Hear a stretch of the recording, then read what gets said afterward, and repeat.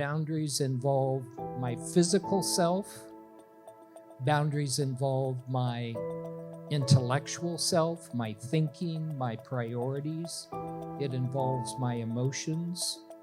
It involves my social, meaning family and friends. And it involves my spiritual life. And so as I implement boundaries with all 5 of those areas, that tells another person who I am. All right. I'm really going to enjoy this because I just truly believe in very practical things. Like, how do you just apply what you learn in life? And we all go through relationships. We all desire healthy relationships. And so we're going to go through some very practical things. I'm going to talk very little and let you run the show up here. Is that working for you? I think so. There we go. Yeah. Very good. So I'm sure you'll lead in and maybe tell a little bit more about yourself, perhaps. But before we even dive into boundaries, we've got to ask the question, what's a boundary? Yeah. What is a boundary? Because I think if we were to ask a lot of people in this room, we would get a lot of different answers. So take the floor, lead us in that, and we'll go from there. As Ryan said, really it comes to boundaries for lots of different pieces of our lives. So if I take it back to just look, I'll say because we're coming spiritually first, to look at Jesus. When Jesus began his ministry, as he began his ministry, what happened? Satan came to him, took him up on the hill, and said, what? You can have everything. It's yours, just for the taking. And you could call down 10,000 angels right now. You could turn these rocks to stones, or these stones to bread right now. And what did Jesus say to every one of those challenges by Satan? He said, no. Because he knew who he was, he knew his purpose, and that was his purpose to end up at the cross to bring salvation. So he knew, in a sense, his limits.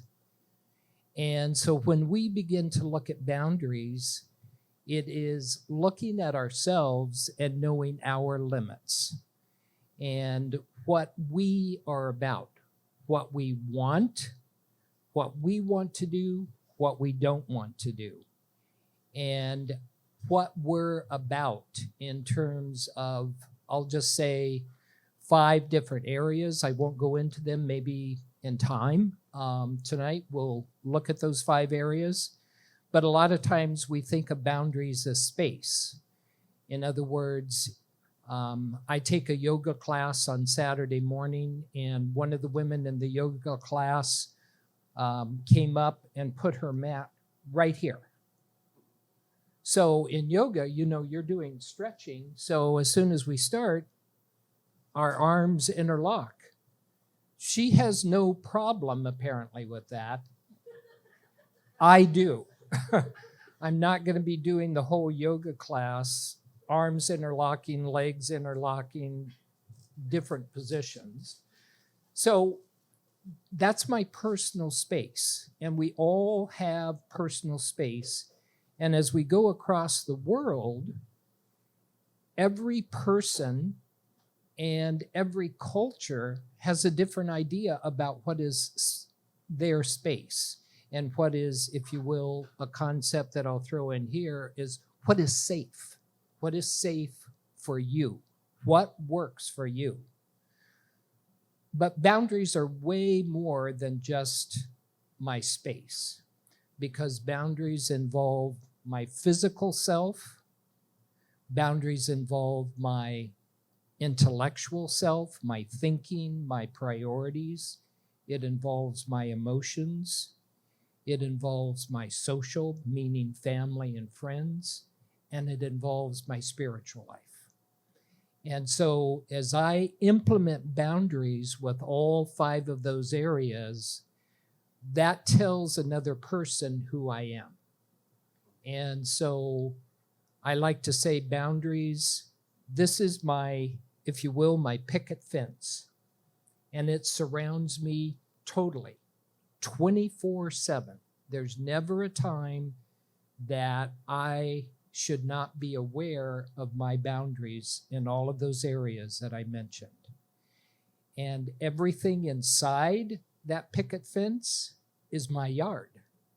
Therefore, an important piece about boundaries, that's my responsibility. My responsibility to take care of me.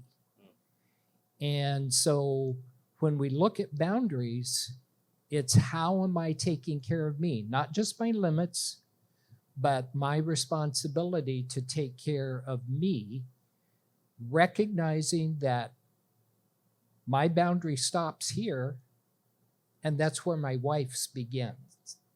So she has boundaries as well. And it's beginning to talk about respect for one another and what her boundaries are. They may be different than mine. Yours may be different than mine. But to live and work and be in this world, Romans 12:18 says, insofar as it depends upon you, be at peace with all men. So how am I at peace? I need to know how boundaries work so that I'm respecting. I could go on and on. You can but- go. You can go okay. deep in that, I'm sure. So, by the way, guys, there's a QR code on the screen there in the bottom right corner. You guys can scan that. If you have a question, you can send that in. It'll go directly to me. We can do some question and answer at the end.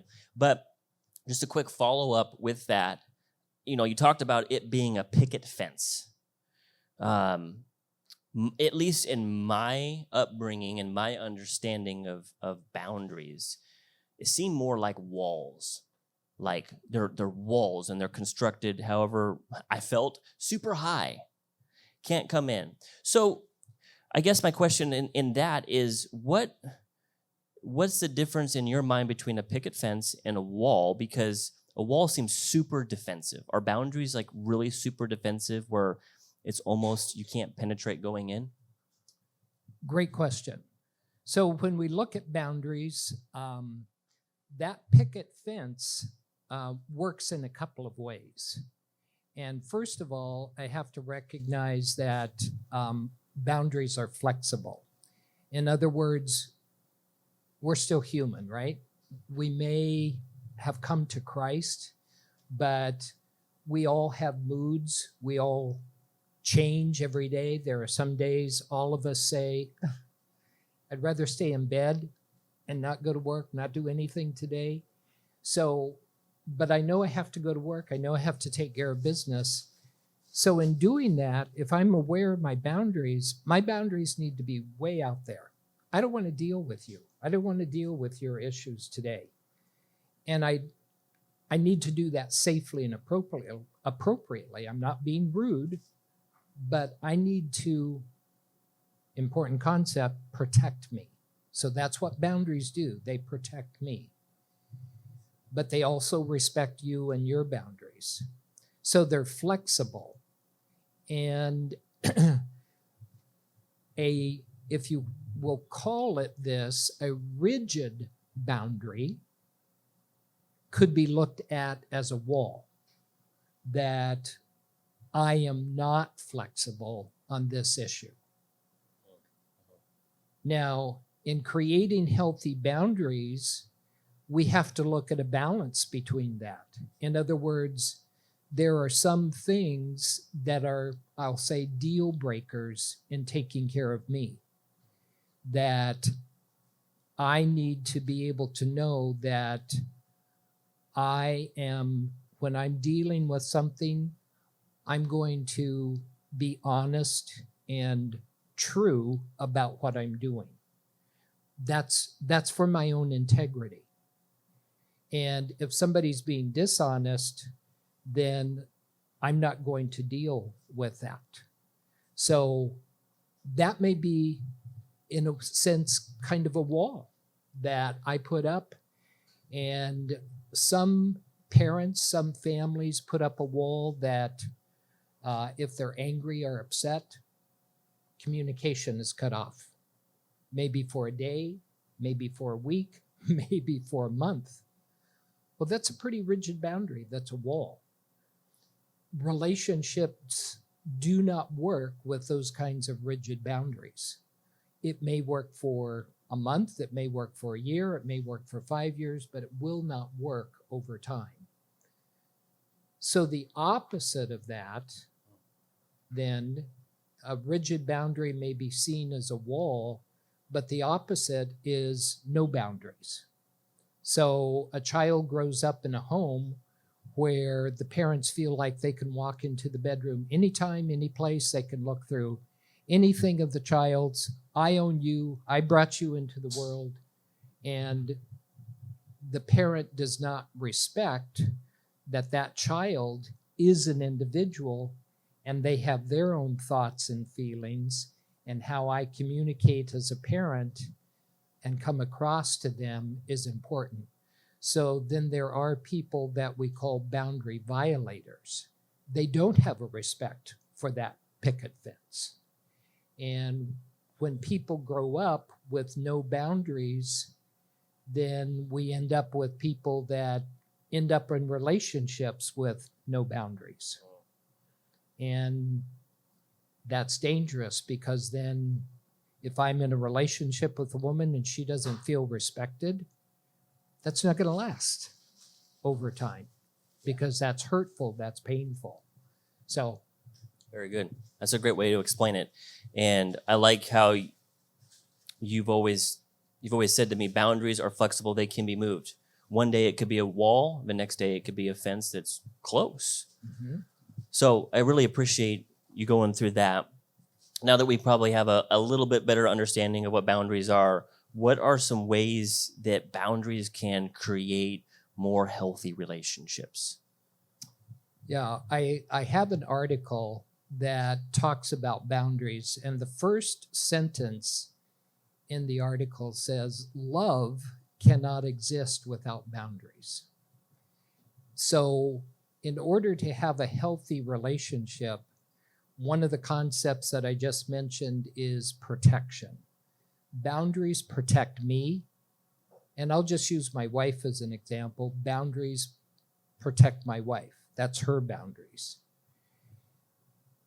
Also, boundaries prevent me, if I am exercising healthy boundaries, they prevent me from stepping into her yard, her stuff, her boundary areas. Meaning, for instance, if we take an example, for instance, of abuse, what happens with abuse?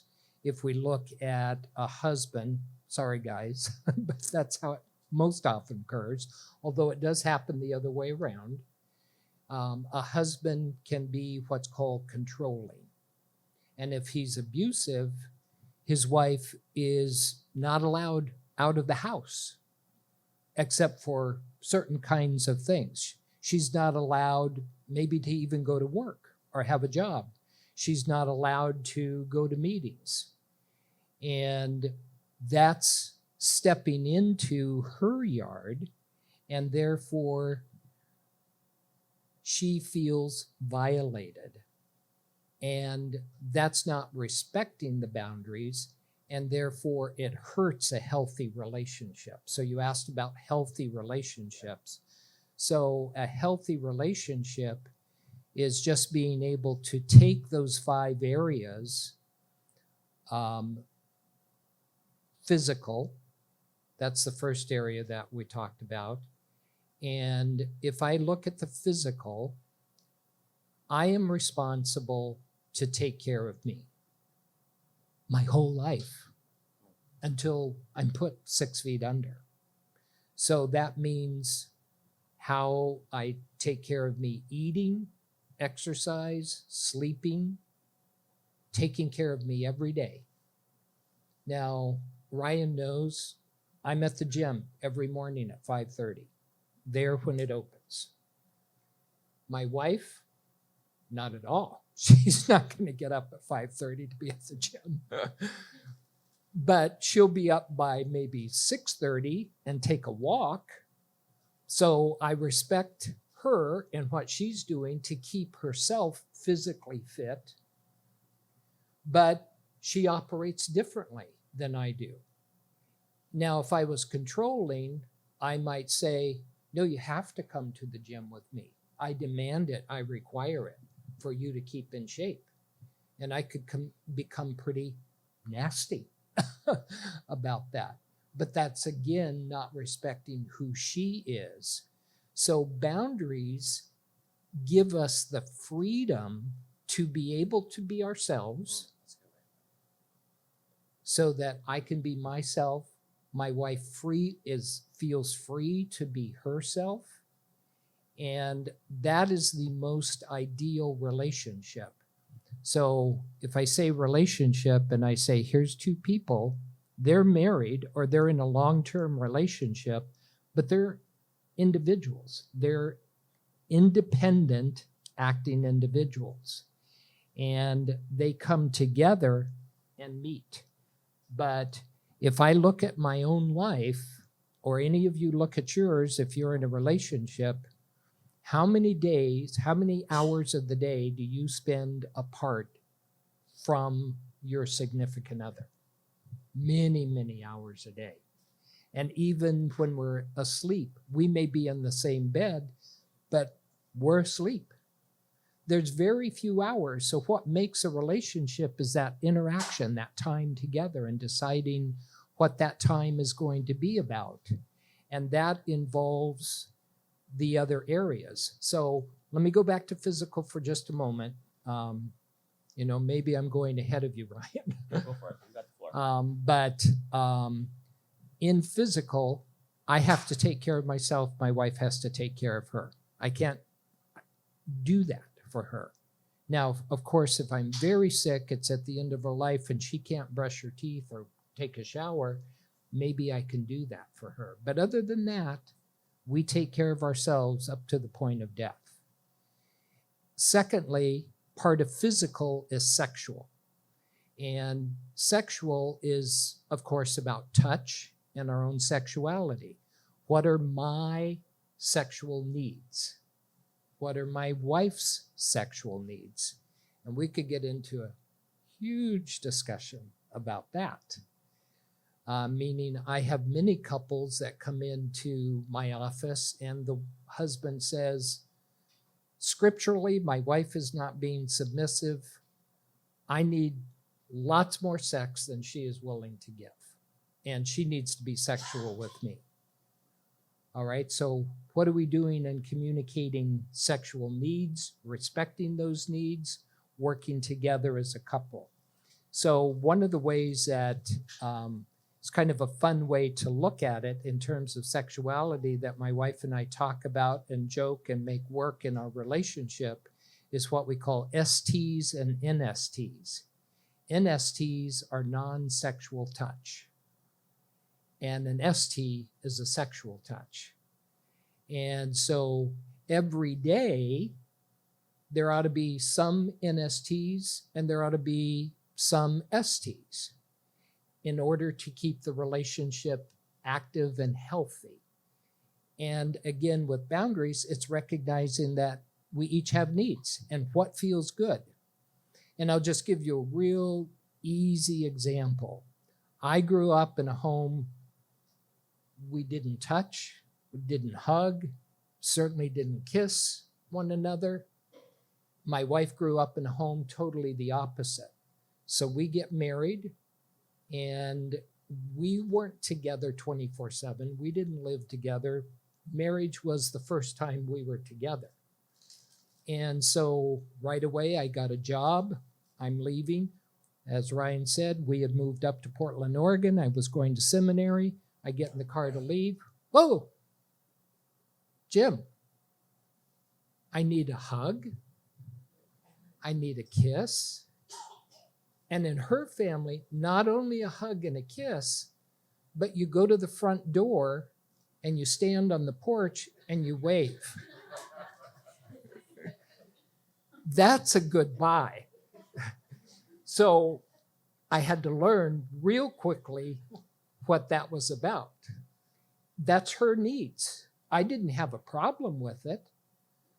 And that's where we work together in communication to make those boundaries work in a relationship. Second area is intellectual. Now, I say intellectual, that's our thinking process. And in thinking, it's way more than just thinking. That's my priorities. That's my values. That's my beliefs. That's my opinions. That's my problem solving. That's my decision making. That's my conflict resolution. All of those areas come under my thinking process. And I'll just use an example today that we have a lot of controversy about, and it can even happen in a marriage relationship or in a relationship, and that's the topic of abortion. So both of us agree in right to life, but I may say, that's not my opinion, I'm using an example, but I may say, yeah, I do believe in right to life, but if a woman is raped or she's going through a very difficult pregnancy with the possibility of losing the baby or losing herself, I don't have a problem with abortion. Now, that's an example, but other people would have a significant problem with that because we can name hundreds, thousands where the doctor said, right, this baby's going to be deformed, it's going to have a disability, there's going to be a problem.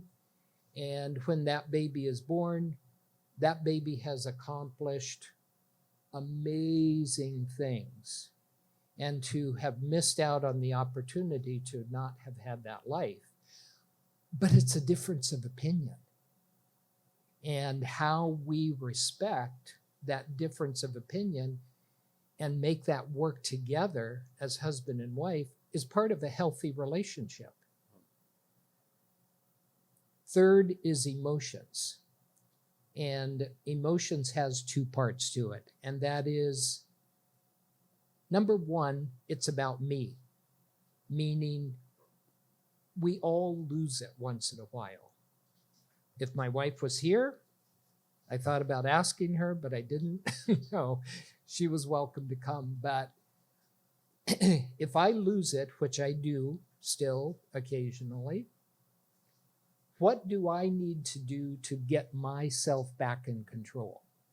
What are the steps that I know for me helps me regain a balance about myself emotionally? If I get angry, if I get afraid, if I get depressed, because again, we're talking boundaries, so that's my responsibility. That's not my wife's responsibility to take care of my emotions, which we could spend a lot of time talking about. I have a couple, for instance, they've been married 13 years, and he was always angry. In the beginning, he was an alcoholic. He's clean and sober today, but he's always angry, upset about something.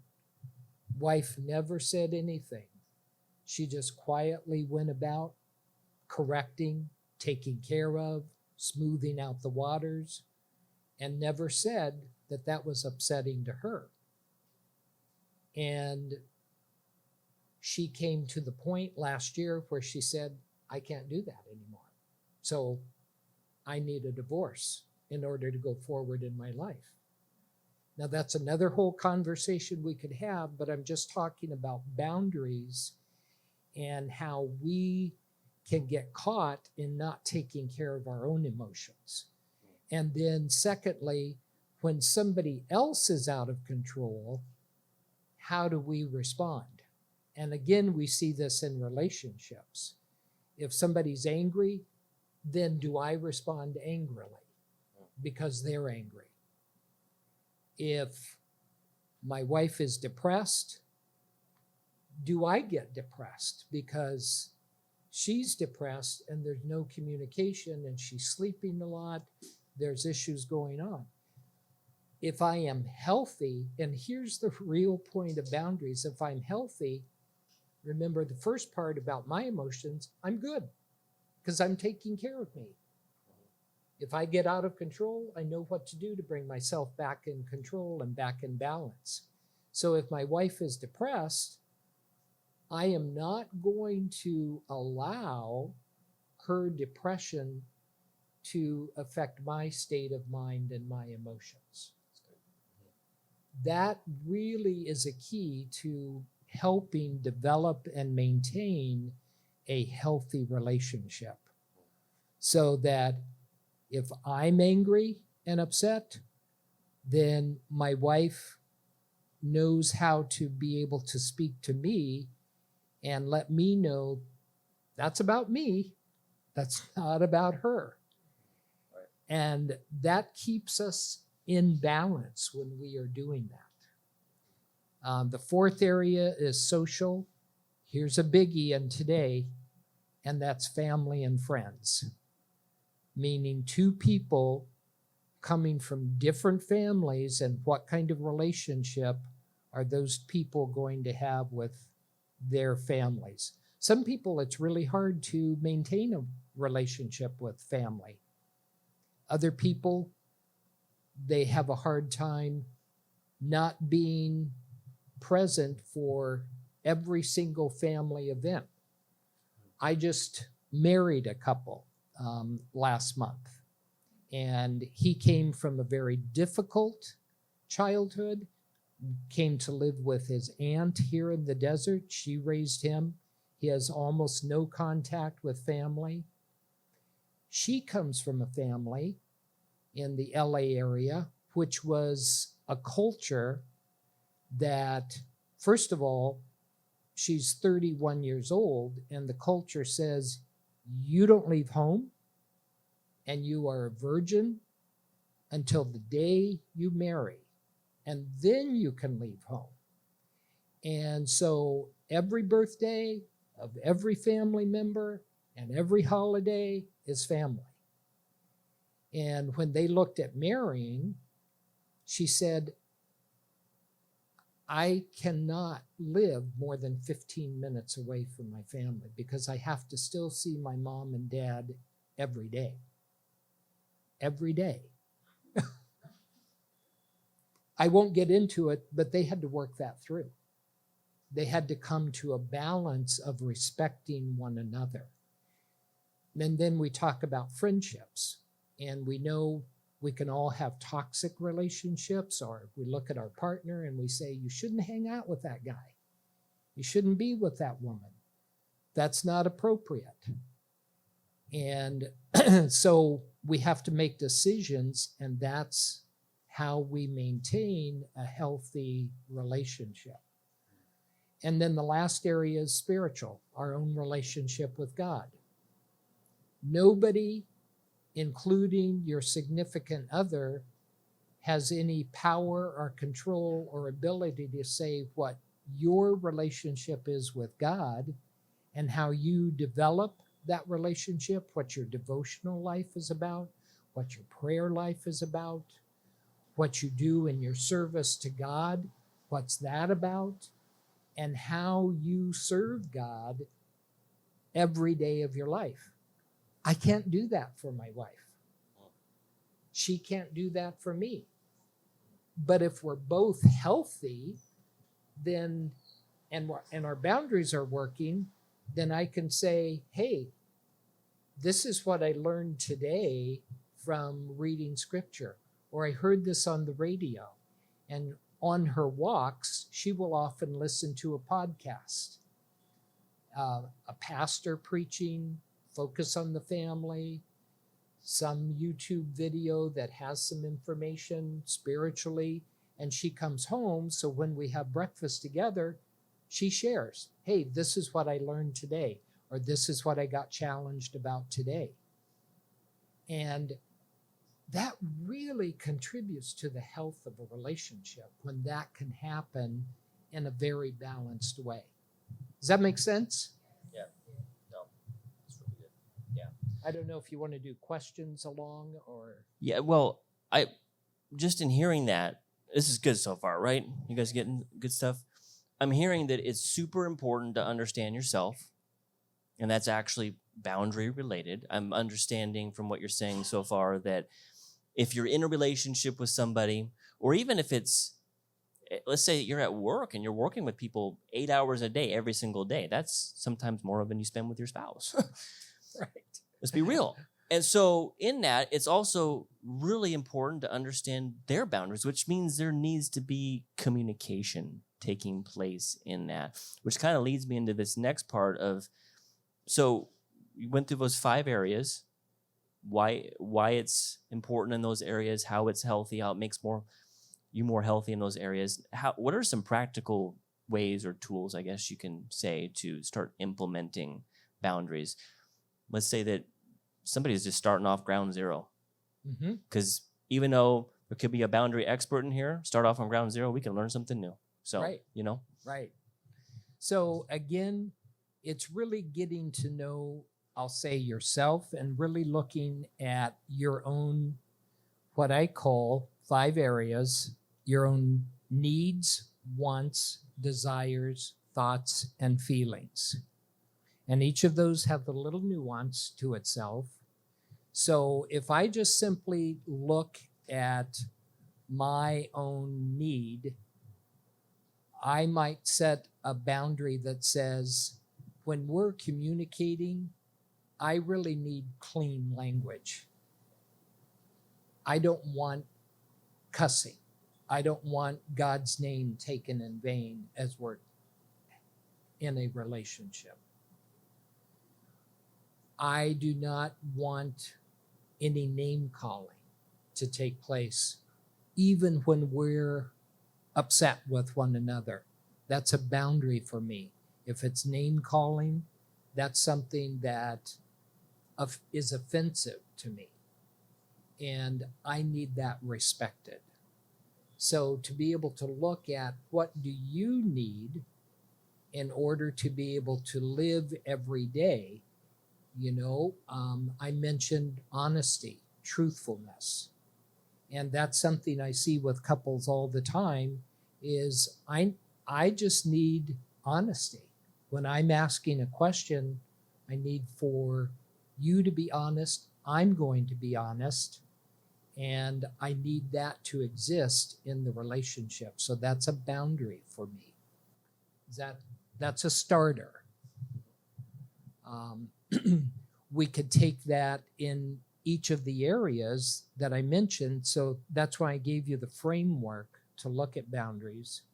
So physical, that I need a physical touch. My wife says to me, for instance, I need a hug and a kiss from you every day to know that you're present with me and that you're aware of my needs. Because you guys don't know me. Ryan knows me a little bit. I can go, folks, 90 miles an hour all day long. I started at 8:30 this morning with my first client. So not that I was every hour on the hour, but I was pretty busy today. But that's just me. And when I leave my office, which is in my home, I have a door that divides the office from the rest of the house. When that door is closed, for instance, that's a boundary, meaning I need that respected. And my wife totally respects that. I am never interrupted unless it's an absolute emergency. I say, I'm going into the office. I'll see you at lunchtime. And that's totally respected. Never does she break that. That feels really positive, contributes to a healthy relationship, but that's the beginning of setting a boundary. Another boundary may be, for instance, I see with couples all the time, this whole, I don't have it with me, cell phone business. Texting. I texted you and you didn't respond to me. Well, I'm at work. I didn't have the time. Yeah, but I need a response. You could at least give a quick response to me. No, because I'm at work and that's where my focus needs to be, and to be able to respect that. And I'll give you another, for instance, in terms of flexibility with that. And that is sometimes, although not every day, and here's the flexibility, I might text her at my lunchtime if I'm at work. Or one of the things that we worked out when I was working for the county, I would work all day with the county, come home and do 3 evening appointments. So that means Jim is a whirlwind, come in from work, bing, bang, bing, got to eat dinner, and bye. See you 8:45 tonight. And so she may have something that has happened during the day, or she wants to communicate with me. And so one of the things that we worked out is I said, particularly wanting it from her, but wanting it for myself as well. And that is when I leave my county office, I text her and I say, I'm on the way home. This is what my evening looks like. I have a 5:30 appointment, a 6:30 appointment. I don't have a 7:30 appointment tonight. Or I have a 5:30, I don't have a 6:30, and I have a 7:30 appointment. Is there anything that needs to be shared with me that we need to talk about tonight? And that way, when I walk in the door, I know what's going on, and it helps me feel settled and safe, and it's communicated between myself and my wife. It helps so much, folks. Unbelievable to just communicate that piece. And boy, I had a thought about that, but that's gone now. Anyway, there's a start. It's a great start. A lot of what you're talking about, I don't know if you guys can relate to this. You wouldn't think of it perhaps as a boundary. Like communication, that's a boundary. Or my own need, desire, that's a boundary. That's an excellent way to look at it in that aspect. Right. And it's a need because I needed to hear from her that we have had that communication. So as I said, when I walked in the door, I don't feel like she's at the door waiting to say, and this is going on before you get back to the office. It's kind of settled. And that helps calm me. And we talk about that together. What's going to, again, take care of me, but also take care of the relationship. So good. So good. So out of my personal experience in working with you, I saw the importance of boundaries. I wanted to start implementing them. I felt it was super important to implement boundaries. So I started practicing that. And much to my surprise at first, because I was like, this is going to be so good for me, I was met with a lot of resistance from other people because they've been so used to, for so long, running over me, getting their way with me, having it their way, whatever it may be. And now I'm putting up a boundary and they're like, forget about that. Like, why would, no. And so there's this crossing of the boundary. And then I have to remind. And then eventually I either get so irritated that I get angry, or maybe I'm just like, this isn't going to work, and I just give up in it. What do you do when you're met with that resistance? And how do you work through that to make sure that you are setting up these boundaries and living them out? Great question. And that really has to do with that concept you mentioned just now, and it's called communication. So when I'm setting a boundary, one of the things that I see with communication is miscommunication. In other words, I think I know what I've said, and this is my intent, But it didn't come across that way. Somehow my wife reinterpreted by what she heard. And so when we set a boundary, it is sitting down together and being able to say, these are my needs. This is what I need to be able to exist in this marriage relationship.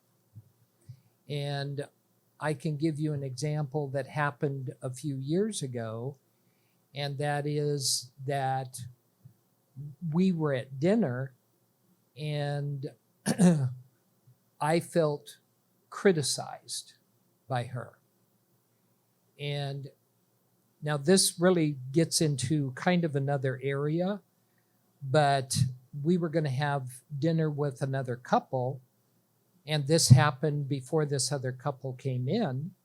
And so emotionally, boundaries, taking care of me, suck it up, Jim. This is not the time to begin that discussion because we're going to have dinner with another couple. That makes sense? We come home at the end of the night. I haven't had time to process what's happened to me with that criticism. And that's an important piece in terms of looking at boundaries. When something happens with the other person, when you see behavior by another person or you hear from another person certain things and it's overwhelming to you or upsetting to you, part of the issue with boundaries is being able to look at that behavior, hear what's being said, and not just react to that. So good. Yeah. Because I don't know yet what's going on with me. I heard this, I see this behavior, but what's happening to me?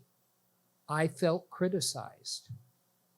And so I needed time to be able to process for me what's going home. We got home from dinner late, and I just simply said to my wife, you know what? I'm struggling. And we've had those kinds of conversations before. And I said, I'm just going to sleep here in the office tonight. And that's a boundary that we have talked about, which is often, I'll say, not respected in a relationship. And that is, we all need personal space. And sometimes that personal space is not acceptable to the other partner. But we all need personal space. And I needed that space to be able to figure out what was going on with me. But I didn't sleep because it was really bothering me, overwhelming me. I sat at the computer, typed out all of my thoughts and feelings about what I felt was going on. One of the ways of, because I mentioned with boundaries, it's conflict resolution. One of the ways that my wife and I do conflict resolution, I type it out, print it out, give it to her as a letter. Say, here's what's going on with me. Has all my thoughts and feelings, honestly, as what I call an I statement. I'm not blaming her. I'm saying, when this happened, here's what's going on with me. Allow her time and space. That's respecting her boundary. I don't need this resolved right now, which often happens, but allow her time and space to take my letter, read it, digest it. She comes back to me and says, okay, I'm ready to process. But at that point, I still wasn't ready to process. So it took us a couple of days, but then we were each able to sit down and share with one another, this is what's going on. And we worked through it. And I would say that's one of the better points that brought us closer together, because I understood her in a better way. She understood me in a better way. and to be able to respect in a more refined way what happens with this idea of criticism. Does that make sense to you? And that's a whole process to be able to work through together. That's good. That's good. What do you do when you're met with someone who just constantly will not respect your boundaries? Do you say sayonara, see you later, or do you like continue to try to work that out? Like what's the stopping point, if any? Mm-hmm. Yeah, so I actually have another couple that they just are going through this, I'll say, with their own church leaders. And they felt like they were doing their ministry and it was not being respected back. And that didn't happen one time, that happened many times over the last year. So we sat and worked through that, and they felt, again, it's communication. So I always say to a person, are you willing to give it one more time and talk about not what is your fault or that I see this taking place, but when this happens, here's what's going on with me, and I need somehow to be understood by you that this is a boundary for me. And I need this boundary to be respected. The response in this case was, oh no, you got it wrong. Things are good, things are okay. That's resistance in kind of a nice way, but it's still resistance because they're not hearing the boundary. And so in this instance, the decision by the couple is unfortunately to leave that ministry. But oftentimes, if the other person cannot hear it, it is that maybe you do need to leave. And that can happen with a parent. That can happen with a sibling. That can happen with a friend. But I say as a believer that we need to have our boundaries intact and know that we're good with self and we're good with God in making that decision. And if it is, then I would say, yes, be wise, be cautious, but you need to leave. And I just shared with Lorena earlier tonight that I haven't even read the book, and I've already loaned it out to a guy this morning. But somebody shared with me a book called Good Boundaries and Goodbyes, with the idea that I need to keep myself intact, even if that means saying goodbye to somebody else. But when we do that, two concepts are important. I need to do that safely and appropriately. And we go, oh, Jim, really? I can't just get mad and use some words and say goodbye? No, because my responsibility for who I am and how I operate, for me, for my own integrity for myself, I need to know that I'm good with God, and how I handled it is the way that I want to handle it in a way that's safe and appropriate. Very good. Very good. We've got some questions that started coming in, and you can trail off on a bunch of different thoughts that you have as well. I think we may have addressed this maybe sideways, but maybe more directly here. What's an easy way to explain boundaries to someone who's never heard about boundaries before? Boundaries are simply what you are willing to do and what you are not willing to do. I am willing to do XYZ. I am not willing to do this. In other words, I'm willing to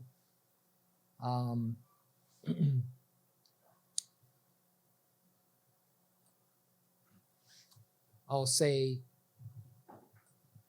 be in a relationship with you, but I need to be respected for my own opinions. And I know my opinions may be different than yours, but those are my opinions or my values. And that's what I want to do. And what I don't want, for instance, for an easy that I mentioned is I don't want bad language, and I don't want to deal with sitting down with you and yelling to take place. I'm not going to stay in a relationship that those two things take place. Mhm. Does that Yep. answer? Very clear. Yeah, that was good.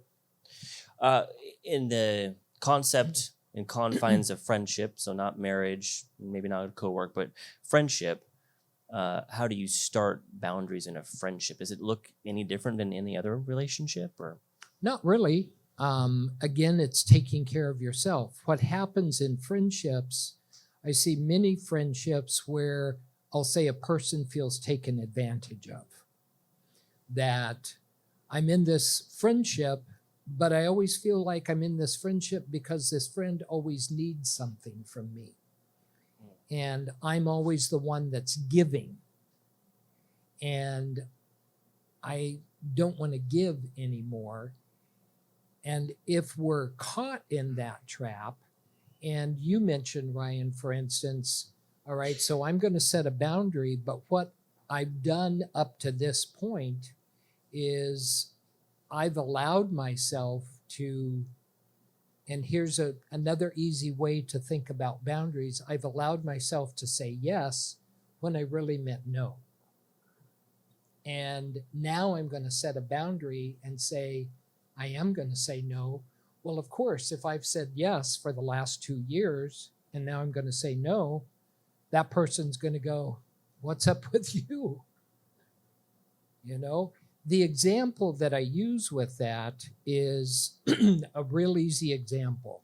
And that is a friend asked you to help them move on a Saturday. And you say,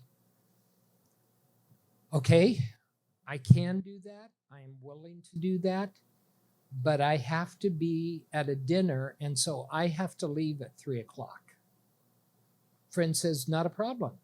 I really appreciate the help, but we know how moves go, right? 3:00, we're not half done. So the friend comes to you and says, I really, really, really need you to stay. I don't have anybody else.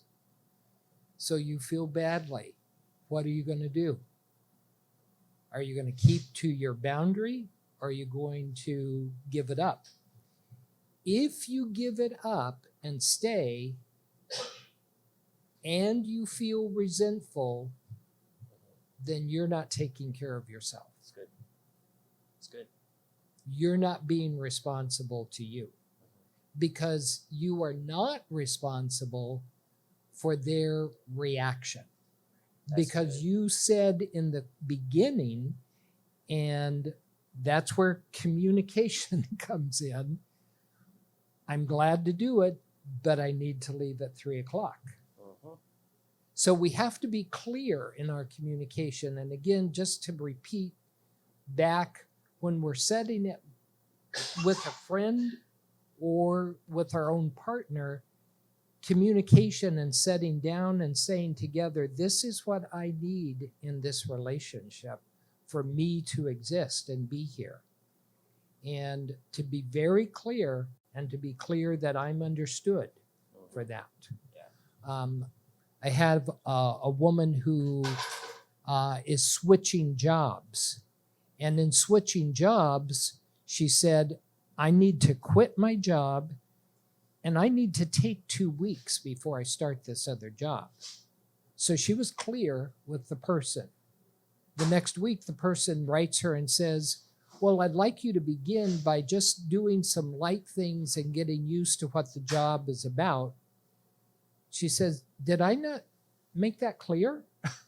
I need to quit my job, have 2 weeks, no responsibilities. I don't want to do that. I'm not going to come into the job and learn about the job on my time off. And I said, no, it's not that you're unclear, but again, how other people hear it, how they interpret it, how they run with it, that's on them. Because what you do in response is your responsibility. Mm-hmm. And again, how you communicate the boundary and how you take care of yourself. Does that make sense? Okay. That's some golden nuggets right there. Really. I like this question. So my question is, in the workplace setting, if there's gossip and you don't want any part of it, yet when you communicate that to your coworkers, you end up being the outcast. How would a healthy boundary look like when they now turn their focus and gossip towards you? And that's the example that I used about Jesus in the beginning. We set boundaries because that's our limits. We know what we want to do and want not to do, what we get involved with and what we don't get involved with. In other words, in a sense, it's a test of your character. And if I am not going to be involved in gossip, we know what happens in the workplace. And yes, we can become the outcast with it. And we have to maybe decide whether we're going to continue to take that stance or not. And that's a very difficult one. But I would say there's 2 references, and I can't remember exactly, and maybe you can correct me, Ryan, on this, but I think it's in 1 Corinthians where a son-in-law apparently was sleeping with his mother-in-law. Yeah. And what does Paul tell us? Separate yourself from that, because that's sin taking place. And then in another instance, Paul, I think it was with Timothy or Barnabas, got to a point and said, what's taking place? We need to separate from one another. I'm not saying a permanent separation, but right now we need to separate, and we may come back together at another time. In other words, God gives us a couple of examples where we need to take a stance. And if anything in this world today, and we could talk about some real serious stuff, we're going to be called on to take a stance.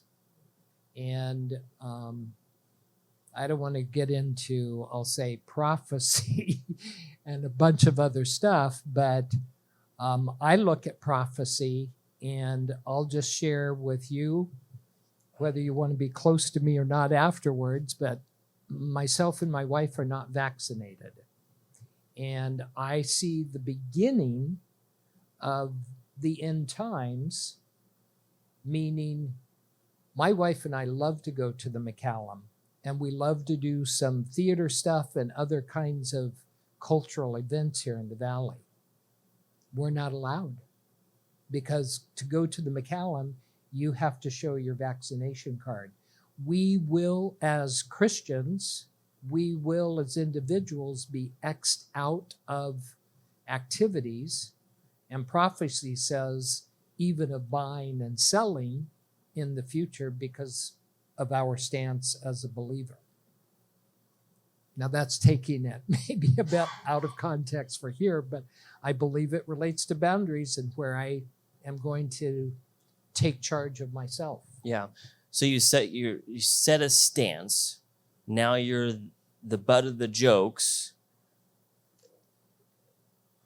How do you stay persistent, or how do you recommunicate, or is it just a lost cause and you have to be, like you said, okay with yourself? you have to be okay with yourself.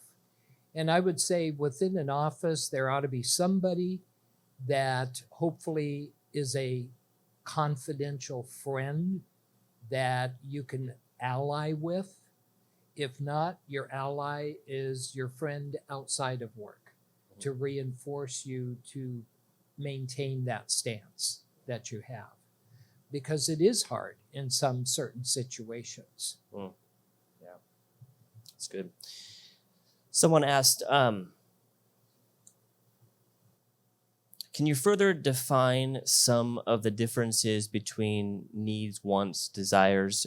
He says, seems like could overlap a bit. So is there a further defining of what those are, perhaps? Sure.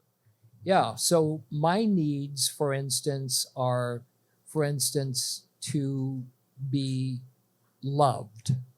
And I want to be loved and I want to give love. That's a definitive need that all of us have, to know that we are loved just as God says he loves us, and that we as humans, we as individuals need to know that we are loved. So how that love gets communicated in terms of a boundary specifically is, are there conditions? How do we live out, in a sense, agape love that 1 Corinthians 13 talks about, and that unconditional love? Or in my love, am I putting conditions? I need to be loved in this specific way. And that's where it requires some real communication. But that's a definitive need, a need to be respected. We all need to be respected for who we are. It certainly gets into our thoughts and our opinions, so that is one of those other categories. But I need to be respected just as I would respect you. Now, if I say a want, I want to have a certain kind of relationship that keeps on the up and up, keeps positive, healthy, joyful. I don't want negativity. Well, that's a want. But we all know that from day to day, we're not always on the up and always positive and joyful and happy. And so distinguishing and recognizing that's a want, but I'm not necessarily going to be able to always set a definitive boundary that is going to be the outcome of that want. That want, I really need to look at as needing some real flexibility, because I have to recognize just how we operate. A desire, I really wouldn't include desire necessarily in setting a boundary. That's an agreement. That's something that I desire. But if I say I need that desire, no, that's a desire. And we don't necessarily reach all of our desires. But we can, as a couple, say, I desire this, and I would like to see this take place. So, for instance, on a real practical measure, I have my counseling office in our home. My wife and I have talked about it for years, to be able to have the office in the home. That was a desire. That was more of a desire on her part, I would say, than my part, because I was willing to go rent an office. But she said, if you don't have your 6:30 appointment, you're sitting in the office for an hour. I want you home, and so I want an office in the home. So that was a desire for years, but it's not a boundary that's a deal breaker, but it is coming together and saying, that's how we would like our relationship to be able to work better by having that desire take place. That's good. Thoughts, because it's wants, needs, desires, thoughts. Thoughts are my values, my beliefs, my opinions.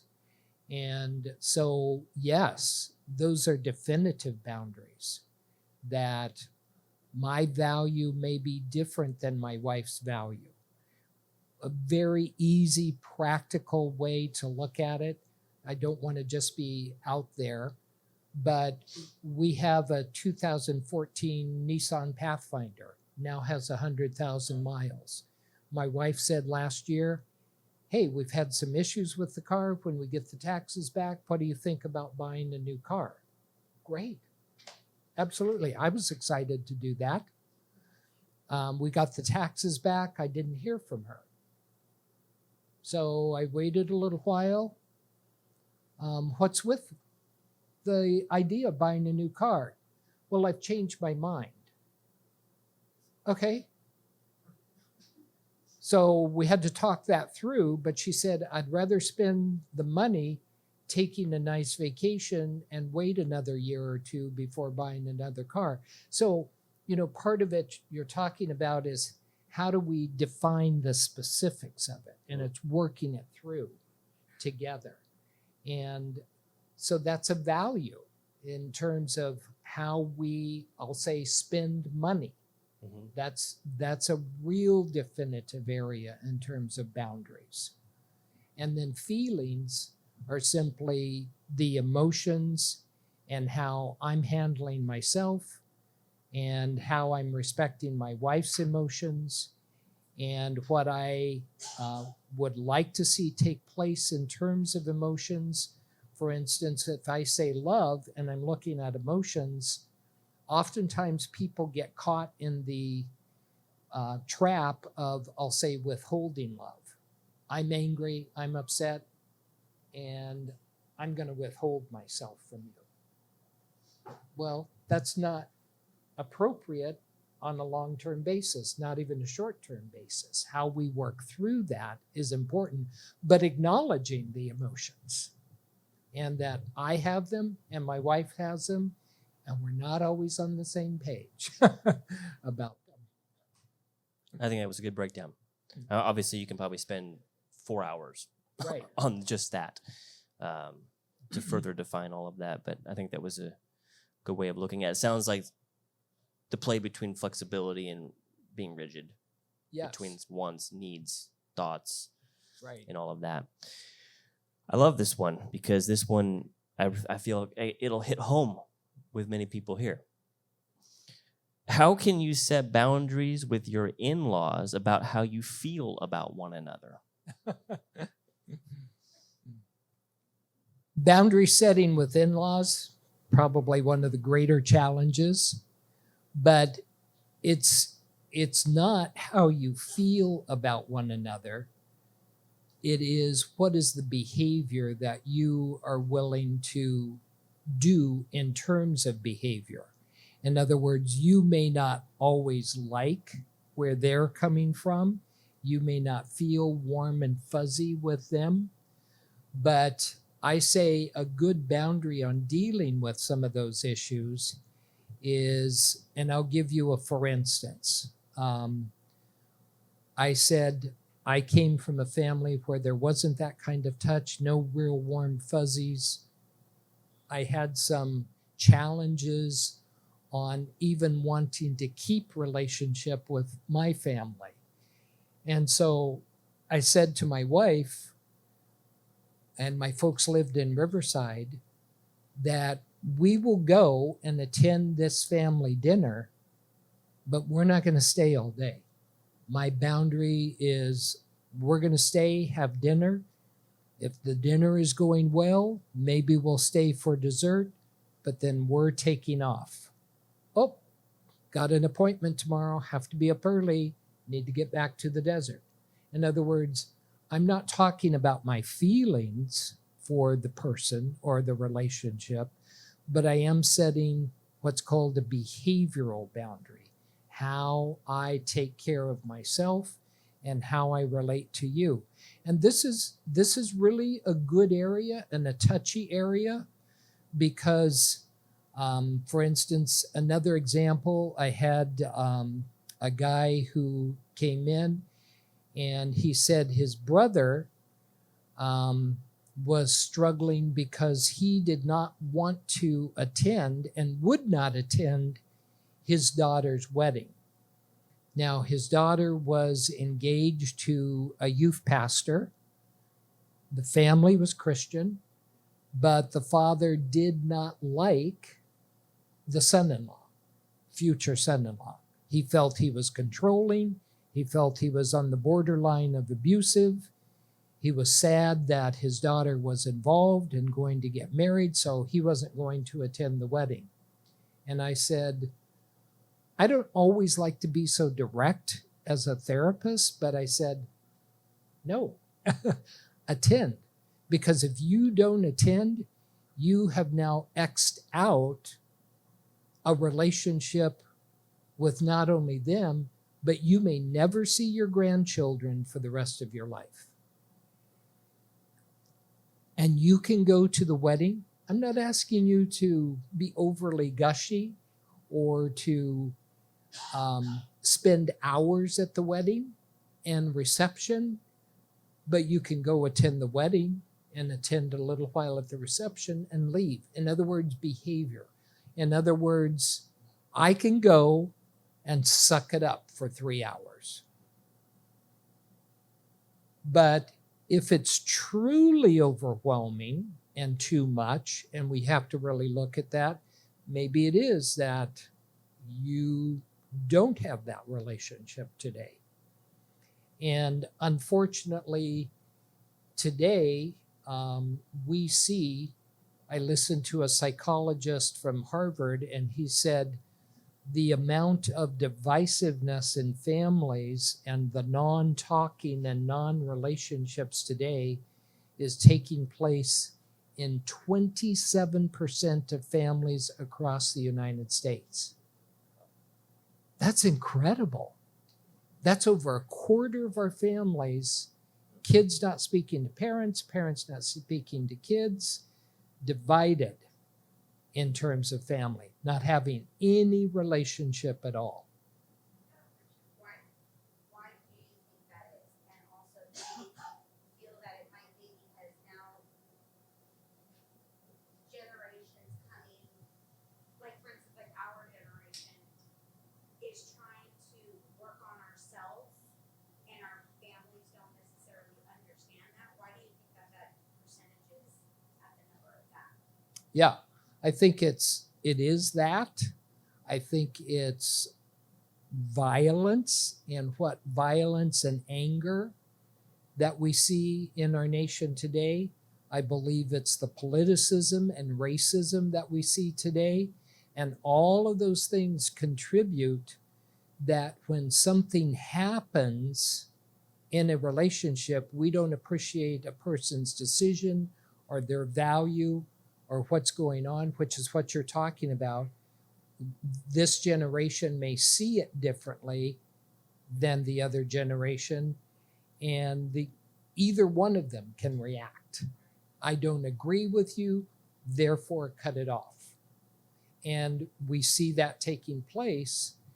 And the reason I'm saying violence, and maybe this seems a little out there, but the reason I'm including violence as a basis of that is if somebody disagrees with somebody today, how many times do you say, this person cut the person off, they went around and they took a gun out and shot and killed the person because they cut them off in traffic? Or they did this and they took a gun out and they're gone. That kind of thinking is very prevalent in our society today. And to come up against that when we look at all of these factors contributes to that. Does that make sense? That's good. That's good. With just maybe a couple more questions, if you have them, you can just raise your hand. We'll call on you at this point. But for someone who has a hard time with confrontation, maybe even codependent, boundary setting can be very difficult because of the need, the desire to please or to avoid confrontation. How does someone begin? They're going through that to, I mean, there's a whole other issue, so to speak, to take care of on this end with that. But how do you just begin to implement boundaries? Yeah. So I have a perfect example of that. I have done this long enough, folks. I can give you a story for each one. But I had a couple who were married 16 years. They had 3 children. And literally, I am not kidding, that when they got married, they lived because her father had some property and gave them the property and said, I'm giving this to you. You can build a house here. And part of the deal ended up being that, oh, by the way, son-in-law, we have a little chicken coop and I need you to collect the eggs each morning and distribute them between our house and your house. And he did that for 16 years. And he hated every day going to the chicken coop. And at the end of 16 years, he said, I'm done. I will not do that anymore. And so you talk codependent. He was so codependent, he literally said this in the office. He said, my wife is so strong about what she believes and what she wants that I have told her everything's okay, and I know that I've lied to her and I've lied to myself to just keep the peace. Really dangerous. You can imagine the marriage did not work. The marriage ended. Because what we're really looking at, when we're looking at boundaries or any of these issues, it's about how we're taking care of self, right? Coming back, knowing my limits, what I am willing to do, not do, what I want to do, not do. So keeping myself in balance. So I'll go back to the 5 areas that I mentioned: physical, intellectual, emotional, social, and spiritual. So if my boundaries are working and they're all intact and they're all balanced, then I'm working at maximal capacity, right? I'm good. I'm balanced. Things are good with me. But if one is out of balance, there's going to be an issue. And so I believe that we serve a God who's a God of balance and order, not of disorder and chaos.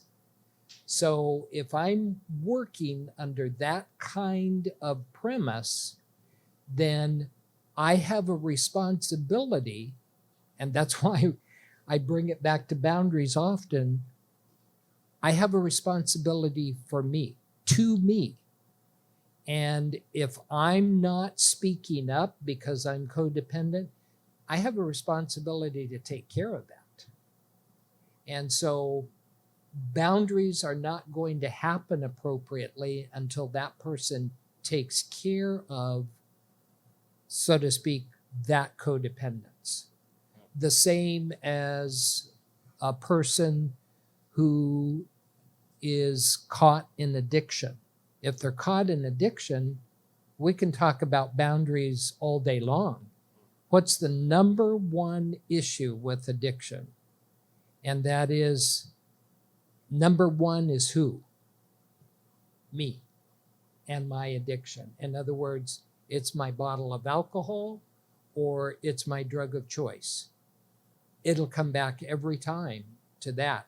And if that's number one, my addiction, I can't think about even me, rather on you.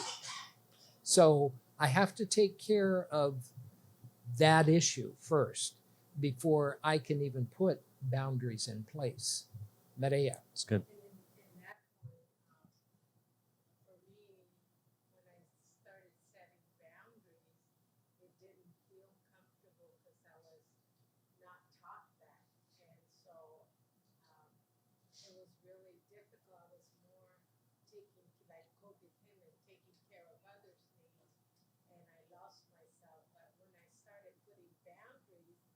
didn't feel okay with me, but I started to work on it and say, no, this is, like you said, taking care of me and stand on my own ground. And when I started doing that and communicating with my kids, it worked so much better, and I taught my kids boundaries as well. But it's hard to start doing if you're not used to that, and it doesn't feel comfortable. But I think with time we can continue expanding. And I like everything you shared today because standing your ground and knowing your limits. Sometimes you're exhausted because you overdo yourself. And Right. I remember either in your job or in your family, whatever. And then I like that nobody can make me happy but myself. Or Right. nobody can calm my anger. It's not up to my husband to make me okay. It's up to me. I like that. Yes. That responsibility is mine. Right. So knowing all this, I wish I would have known before, but it makes more sense why we need to set boundaries for ourselves. Right. And all that you shared, that's great, because all that you shared is when you did set those boundaries, you saw better health for yourself, for your kids, for your family, and with your husband. It's just amazing how that works. Not saying that it's easy. It's, that's another whole discussion. It's not easy, but in the long run, it is so much better.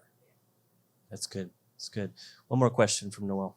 Yeah, how do you distinguish within a healthy relationship codependency and your wants or desires? He asked, how do you in a relationship distinguish between your codependencies versus your wants and desires? When your wants and desires are no longer being respected, they're being overrun. So like Maria said, that she was not taking care of herself. She used the concept, I got lost. So my own wants and desires get lost in the process. I'm taking care of somebody else. I feel good for myself when you are good. But if the opposite of that is true, and that's what makes it hard, if I feel good when you're good, when you're bad, I feel bad. And then I'm not exerting boundaries for myself because I'm just bouncing off of you. And that's what happens with codependency. Does that make sense? So if I find myself just reacting to you, then, and I am losing a part of myself, then I don't feel like I exist anymore. I had a couple, for instance, who were 60 years old. They knew each other as kids, and they had each been through some marriages. They knew each other for 2 months, married. And he was a referee. He liked to golf, and he had his own kids. And the wife said, not going to referee anymore because that takes time away from us building our relationship, and certainly not golfing. If you want to golf, you and I can go golf, but not out there with your friends and then going to drink afterwards. So no more golf. And your kids, no, they don't like me, so you're not seeing your kids. He gave those up during their 3 years of marriage. And he felt totally lost, totally disconnected from his kids, and depressed because he wasn't able to have the space to be able to go referee and go golf. And of course, the marriage didn't work. And the wife was at a point where no matter what he did, it was not enough. So he never felt that he was able to achieve his own wants and desires. It was only meeting her wants and desires. And that doesn't make a healthy relationship. Does that make sense? It's excellent. Wow, time flies.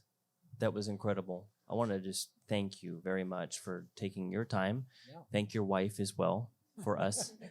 She sacrificed her time as well.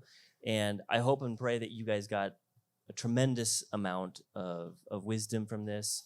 Now it's taking what we've learned and going home.